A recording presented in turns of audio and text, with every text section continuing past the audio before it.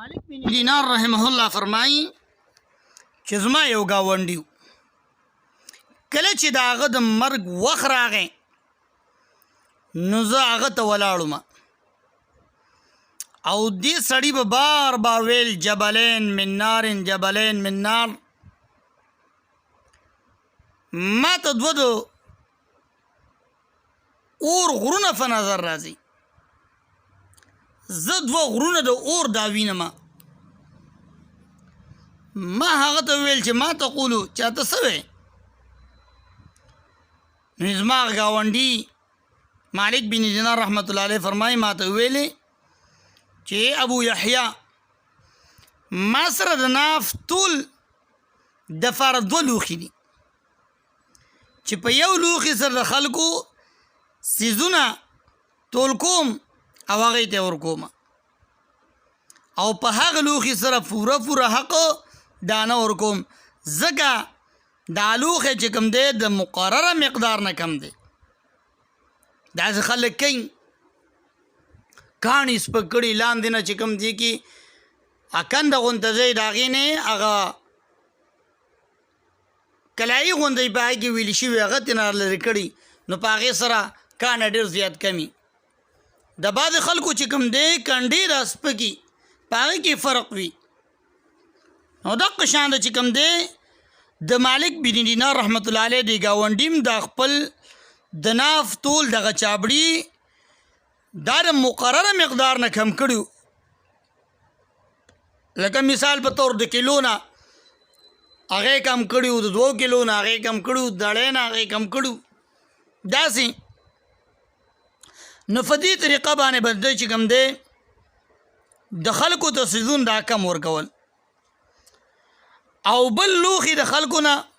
د سیزونو د وصولو لپاره چا نه به چې سیزونه اخیستلو نو یو بل لوښي ساتلی په هغې باندې به یې اخیستلو، په هغې باندې به یې تول کوو، نو هغه چې کوم دی ډېر زیات کمې به هغې کوو، د خلکو حقونه یې په هغه طریقه هم په دې نافتول کې دا واله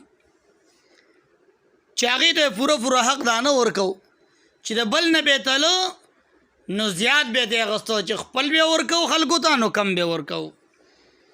نو حضرت مالک بن دینار رحمت الله علیه پاڅېدو او هغه دواړه لوښي راوچت کړلو، په خپل منځ کې د یو بل نه ووال ویې جنګول. داسې دې سړي ویل یا ابا یحیی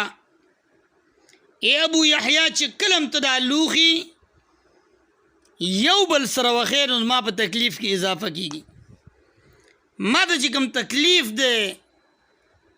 او کوم غم درد دی ما ته ملاویږي نو هغې کې ډېر زیات سیواوالی راکېږي. کله چې ته دا دواړه چابړي پر خپل منځ کې دا جنګې یو بل نه وهي. د دې نه پس مالک بن دینار رحمت الله علیه فرمایي دغه سړی دا وفات شو، مړ شو. دې سړي ته فنا ټول کې د کمي د وجې نه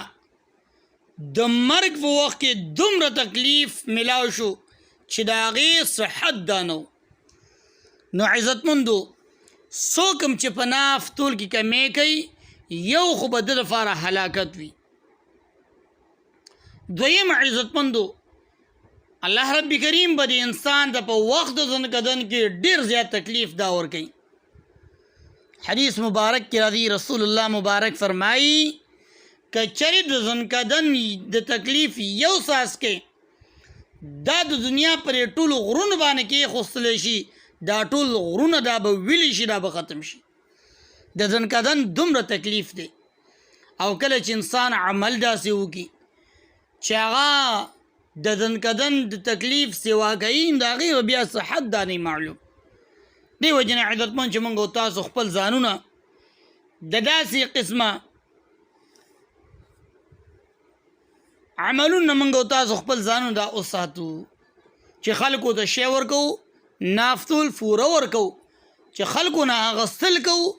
په نافتول نو فوره ترې نه واخلو. د دې وجې نه عزتمندو موږ او تاسو به په دنیا کې نه یو او بال بچ دپاره ګټه ده نو الله رب کریم به درناک عذاب موږ او تاسو ته راکړي. د دې وجې نه ټولو مسلمانانو په خدمت کې دا عرض دی چې